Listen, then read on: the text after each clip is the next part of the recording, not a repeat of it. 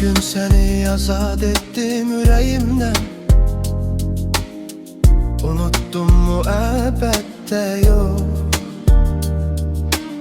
Sensizlik ne pis derdimiş, hele de darıxıram çok.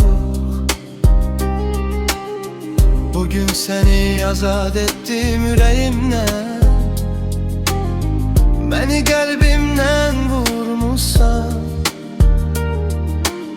onsuz benim değildin ki. Yalan yere ne durmuşsan, bana bu hayatı sevdiren insan.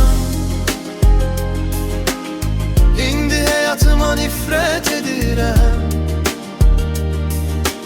Sen yoksan hayatın mənası da yok. Bu ömür yolunu boşa gedirəm. Mənə bu hayatı sevdiren insan,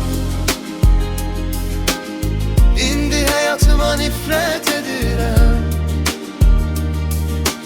Sen yoksan hayatın mənası da yok.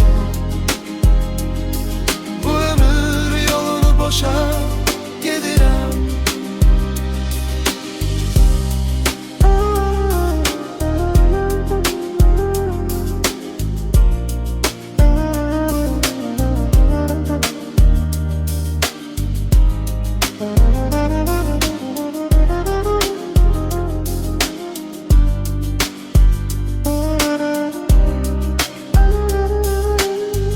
Bugün seni azad ettim yüreğimden.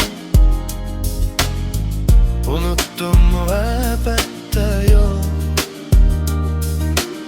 Sensizlik ne pis derdimiş, hele de darıxıram çok.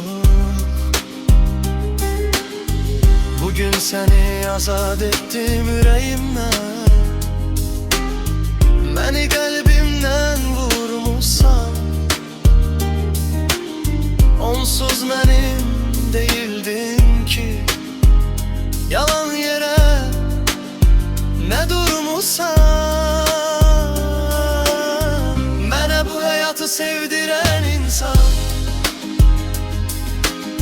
İndi hayatıma nifret edirəm. Sen yoksan hayatım mənası da yok. Bu ömür yolunu boşa gedirəm. Mənə bu hayatı sevdiren insan, İndi hayatıma nifret edirəm. Sen yoksan hayatın mənası da yok. Bu ömür yolunu boşa gedirəm.